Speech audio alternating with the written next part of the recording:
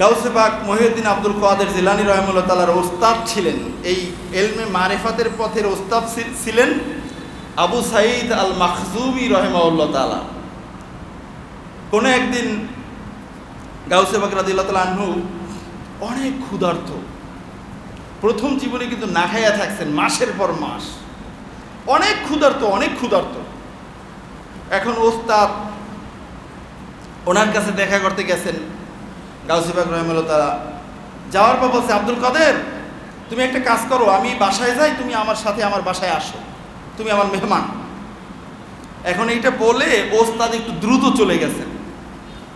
ওস্তাদ দ্রুত চলে যাওয়ার পরে গাউসে পাক রাহিমাহুল্লাহ তাআলা চিন্তা করলেন, হুজুর বলছেন যাবো কি যাব না, আমার মতো মানুষ ওস্তাদের বাসায় গিয়ে কষ্ট দিব, খানা খাবো, এটা কেমনি হয়। এই চিন্তা করতে করতে দুর্বল শরীর তো, বসছেন, ঘুমিয়ে পড়ছেন। এই হালকা একটু তন্দ্রা আসতে সাথে সাথে সাদা দাড়ি সাদা জুব্বাওয়ালা একজন মানুষ সামনে এসে বলতেছেন, আব্দুল কাদের তোমাকে তোমার ওস্তাদ বলে গেল তার বাড়িতে যাইতে, আর তুমি এখানে বসে থাকলা, তুমি গেলা না, এটা কেমন কাজ করলা তুমি। এই বলার সাথে সাথে চোখ খুলে গেছে। চোখ খুলে উনি হাঁটা শুরু করছেন। স্বপ্নে কি দেখলাম, হুজুরে যাইতে বললেন, তাহলে আমি যাই হোক আমি তার বাড়িতে যাই। বাড়িতে গেছেন, গিয়ে দেখতেছেন ওস্তাদ আবু সাঈদ আল মাখজুমি রাহিমাহুল্লাহ তাআলা দরজায় দাঁড়িয়ে আছেন। বলুন না আল্লাহু আকবার। দেখে যখন আবু সাঈদ আল মাখজুমি রাহিমাহুল্লাহ তাআলাকে মহিউদ্দিন আব্দুল কাদের জিলানী সালাম দিলেন, আসসালামু আলাইকুম ওয়া রাহমাতুল্লাহ। সালামের জবাব দিলেন, ওয়া আলাইকুমুস সালাম ওয়া রাহমাতুল্লাহ। বলেই জবাব দিয়েই বলতেছেন, বাবা আমি তোমার ওস্তাদ, আমি তোমাকে বললাম আমার বাসায় দাওয়াত, তুমি আমার কথাটা মানতে পারলে না, তোমাকে আবার দ্বিতীয়বার খিজির আলাইহিস সালাম বলা লাগলো। তুমি কেমন ছাত্র, আমার বলাটা কি তোমার জন্য যথেষ্ট ছিল না?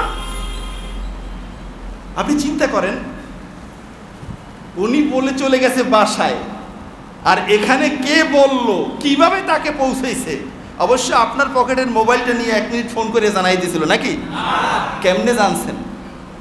এটাই তো মিয়া মারেফা, এটাই তো হলো তাসাউফ।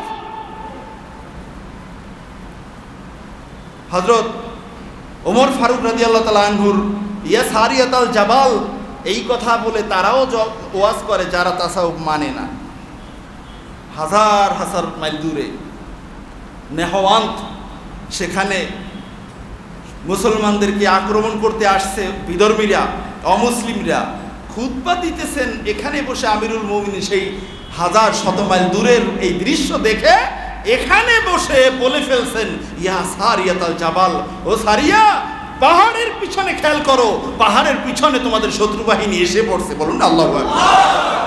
কথা শুনে পিছনে মোড় ঘুরেই দেখতেছেন, ঠিকই আমিরুল মুমিনিন আমাদেরকে বললেন, ওনার আওয়াজটা কানে আসলো, পিছনে ফিরেই দেখেন শত্রু বাহিনী একেবারে নিকটে চলে আসছে। যখন পাল্টে ধাওয়া করলো, তখন মুসলমান কামিয়াব হয়ে গেছে, আর কাফেররা ওখান থেকে পালিয়ে গেছে। যুদ্ধ শেষ করে বহুদিন পরে মাদিনা মুনাওয়ারা এসে আমিরুল মুমিনিন খলিফাতুল মুসলিমিনের সাথে দেখা করতে হবে না, পাঠাইছেন তো উনি। আয়েশা বলতেছেন, হুজুর আল্লাহর দরবারে কোটি কোটি শুকরিয়া, ওই শুক্রবার যদি আপনি আমাদেরকে সচেতন না করতেন, আপনি যদি সারিয়াতুল জাবাল না বলতেন, তাহলে কিন্তু আমরা ধরাশায়ী হয়ে যাই, আমাদের আর কামিয়াবি চোখে দেখা লাগতো না। কেমনে হয়েছে? এটাই তো মারেফাত।